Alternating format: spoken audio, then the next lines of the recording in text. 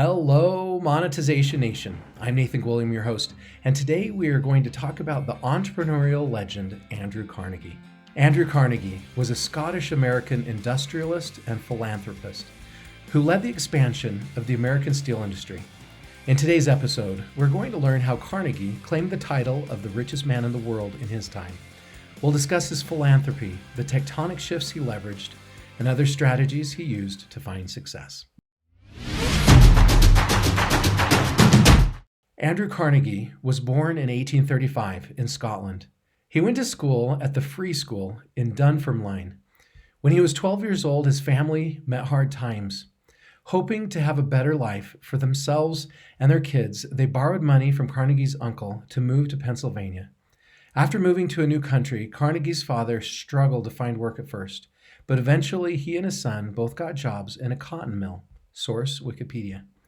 Carnegie worked from dawn until dusk as a bobbin boy, carrying bobbins to the workers at the looms and earning $1.20 per week. Later, he was hired as a messenger for a local telegraph company. There, he taught himself how to use the equipment and was promoted to telegraph operator. With this skill, he landed a job with the Pennsylvania Railroad, where he was promoted to superintendent when he was 24. Source, Carnegie.org.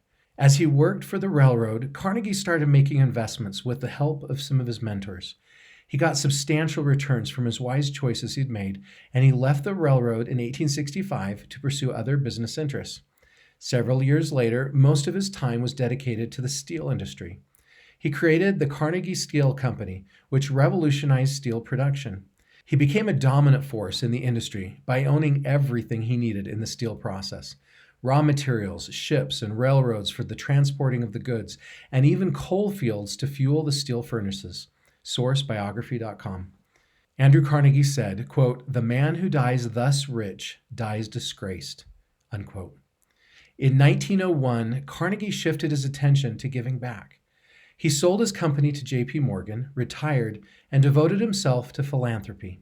His donations in the U.S. totaled about $288 million, and his donations in the British Empire totaled about $350 million. Source, Britannica.com. Carnegie had started his philanthropic work many years earlier by building libraries and making donations. He said, quote, "It was from my own early experience that I decided there was no use to which money could be applied so productive as the founding of a public library," unquote. When Carnegie worked as a bobbin boy, he was determined to improve his lot. He couldn't afford the $2 subscription for the local library, and he definitely couldn't afford to buy books.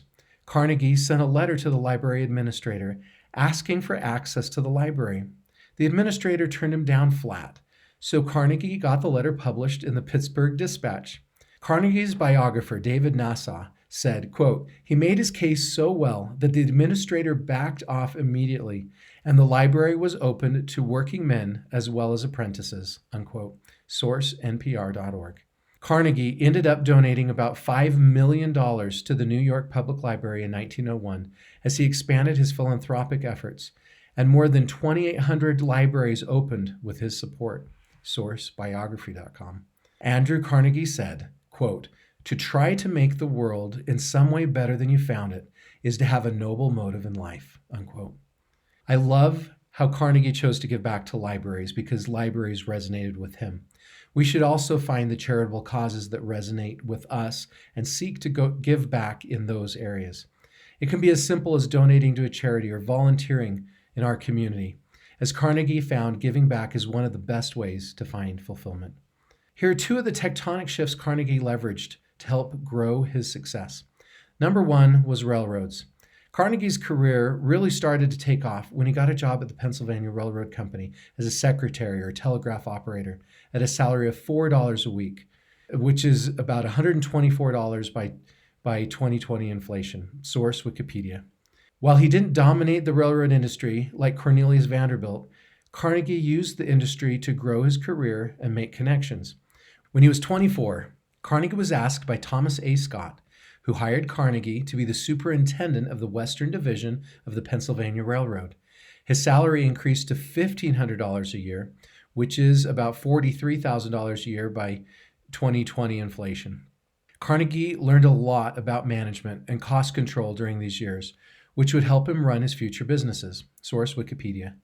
Carnegie's career didn't start in time to leverage the growth of the railroad industry like Vanderbilt, but he still used the industry's growth to propel his own career. Like Carnegie, if we see a tectonic shift happening, we can still leverage it in more ways than one. We might not be able to be Google right now, but we can still use the internet to launch our business and find success.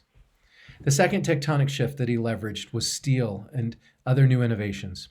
Early on, Carnegie saw that there would be a huge demand for iron and steel. He founded the J. Edgar Thomson Steel Works, which would become the Carnegie Steel Company. Borrowing from Britain, Carnegie's steel plants were the first in the U.S. to use the new Bessemer steelmaking process.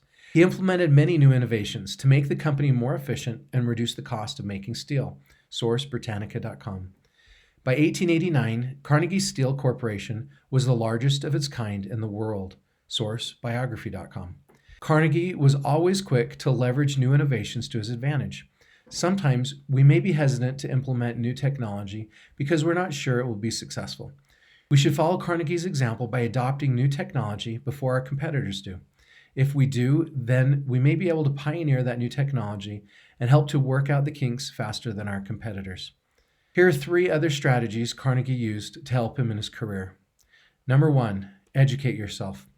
Carnegie didn't have the best education, but he still sought to educate himself. He took advantage of the generosity of Colonel James Anderson, who opened his personal library of 400 volumes to working boys each Saturday night. Carnegie consistently borrowed from Anderson and was very grateful to him. This is when he decided to give back if wealth ever came to him. Source Wikipedia. Despite not having the best formal education, Carnegie took advantage of the resources around him. Likewise, we can all take advantage of the resources around us. We can use the internet to do research and take advantage of public libraries around us to further educate ourselves. We can also ask people in our lives to mentor us and teach us their knowledge. Carnegie's second strategy was to put all your eggs in one basket. Carnegie said, quote, "I believe the true road to preeminent success in any line is to make yourself master in that line. I have no faith in the policy of scattering one's resources, and in my experience, I have rarely, if ever, met a man who achieved preeminence in money-making, certainly never one in manufacturing, who was interested in many concerns. The men who have succeeded are men who have chosen one line and stuck to it," unquote. When we spread ourselves too thin, we can only become good at all of those things. If we want to become great, we need to focus on becoming great at a specific thing. Startup companies who try to do it all often don't find as much success as ones that pick a specific and narrow niche and stick to it. Indeed, the more narrow the niche, the better it is often for the business because there are people out there who are looking for that specific thing who don't want general help. He continued, "My advice to young men and women would be not only to concentrate their whole time and attention on the one business in life in which they engage, but to put every dollar of their capital into it," unquote. His third strategy was to invest in others. Carnegie was able to make his initial investments and find his initial success through the relationships he had.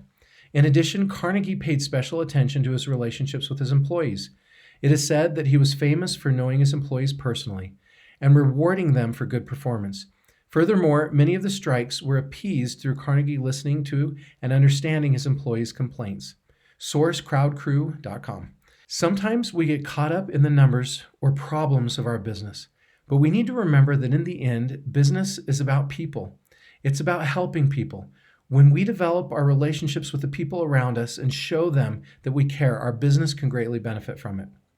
So here's some of my key takeaways from this episode.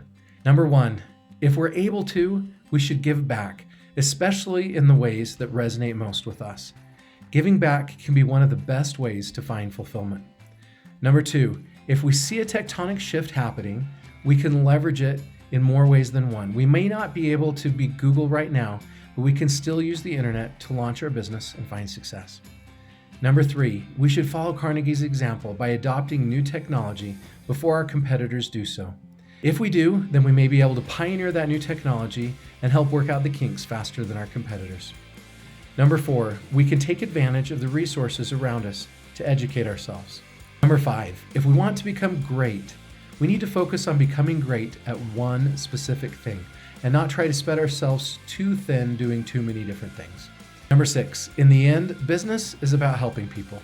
When we develop our relationships with the people around us and show them that we care, our business can greatly benefit from it. If you enjoyed this episode, you can subscribe to Monetization Nation on YouTube, Instagram, Twitter, our Facebook group, and on your favorite podcast platform. You can also download a free copy of my ebook about passion marketing and learn how you can become a top priority of your ideal customers at passionmarketing.com. Thanks for joining me for this episode. I wish you success in building your venture. Do you want to become a better digital monetizer? To receive great monetization stories and secrets, please go to monetizationnation.com and join free. And if you liked today's episode, please subscribe to the show and share it.